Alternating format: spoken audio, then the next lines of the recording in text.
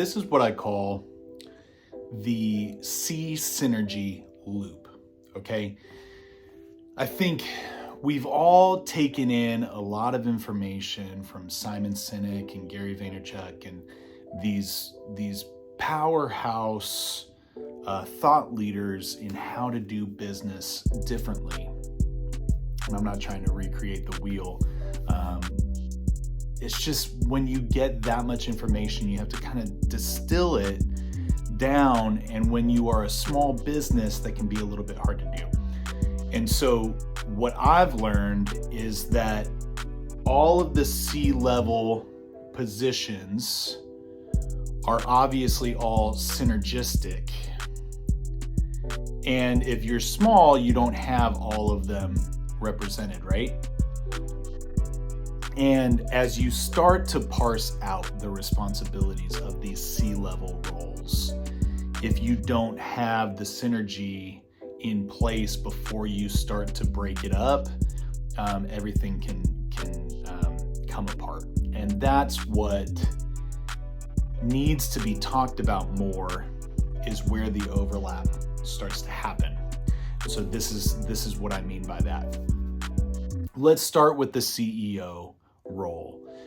Customarily, the CEO is the visionary, has the idea for the business, and is driving the culture, the values of the company, and is responsible to communicate that.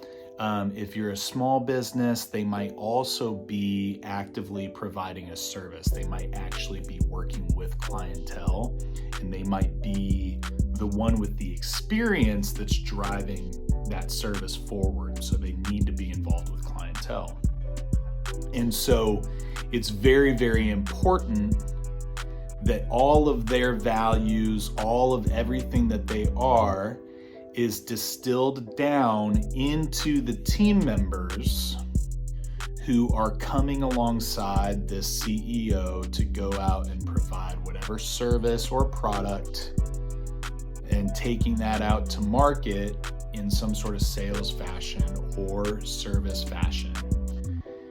And sometimes CEO leadership isn't so good at taking all the things that they think and believe and what drove them to the business in the first place. They might have successfully gotten it into a service provision. They might have successfully gotten it into a product, but they may not successfully be letting it drip down to the rest of the team. And so how does that happen?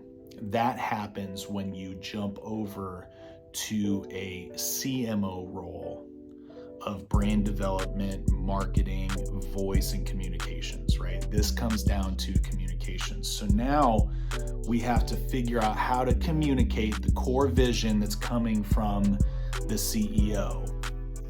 And so the CMO needs to come in and start to build that brand.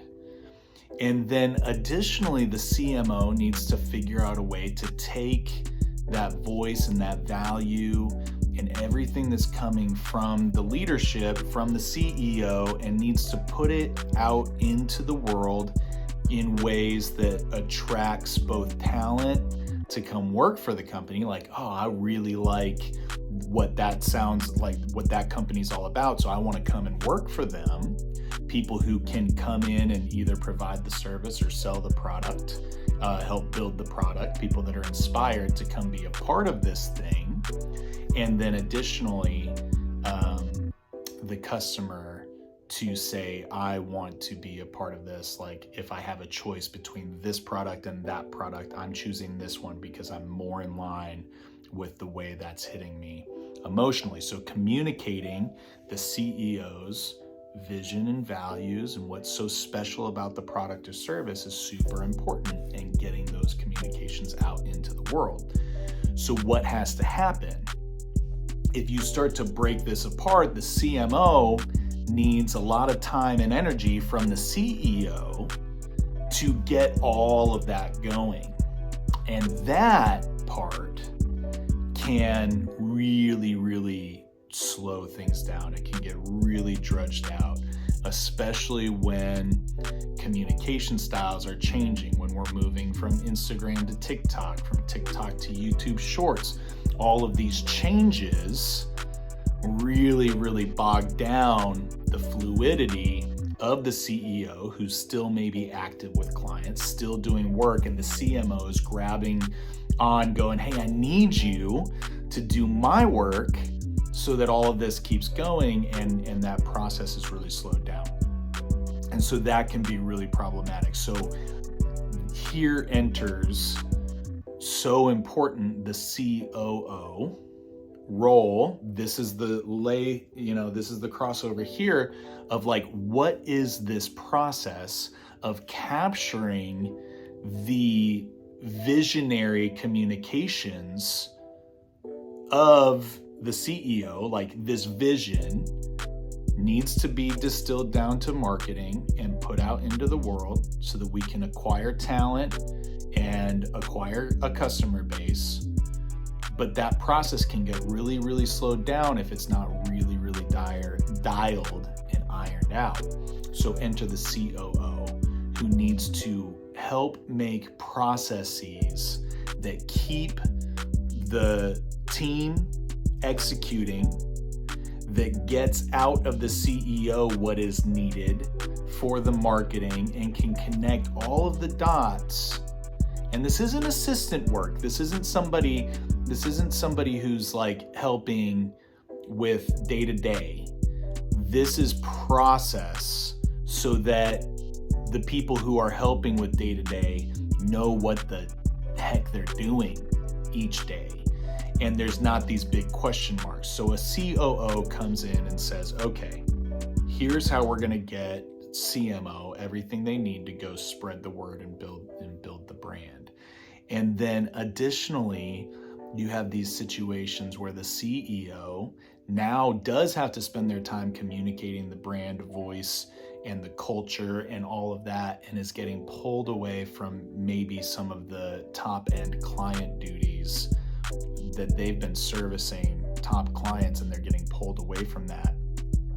And they might have a nuanced way of doing the service. Maybe they are heavily involved in the building of the product. Maybe they're doing double duty from like CEO to CTO, right? Or spending a lot of time now. There's investors involved. And so the CEO is having to be in meetings with finance and dealing with all of that, and they're not getting to do as much work with the clients, and they're training people to do that work. And if the training is not super dialed in by a COO coming in and saying, what is the process here that we're doing? And sometimes that can be process of communications, which includes the brand and the vision. And sometimes it's actual process of like client services and business operations and things like that. And so all of these things just like are layered over the top of each other. And when you have been the one person at the top, you're the CEO at the top, and you need to start to, diversify some leadership to get these things going, it can be hard to know where to start. And I think it all really comes down, I feel like the synergy most often breaks in the COO role. So for me, I always suggest, before you bring in the CMO, or if you're going to bring in a CMO, oftentimes the people that fill that role are really creative, and they have a lot of ideas, and they're leaning on their creativity, and that's great. But if they don't know how to build out the process of that creativity for your company, then you're going to end up with holes. And then maybe your CEO is maybe they're more tech, maybe they're more product.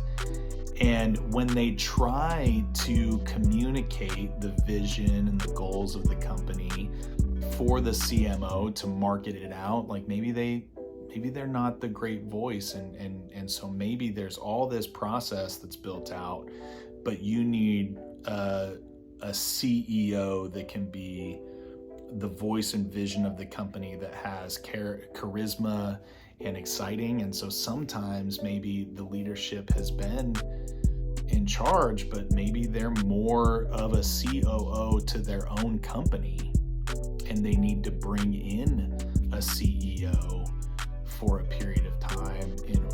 Maybe they're going into a raise, and they're trying to raise funds, and they need somebody who can communicate the vision very well and be charismatic and stuff like that. So maybe sometimes even the CEO needs to step into a COO position.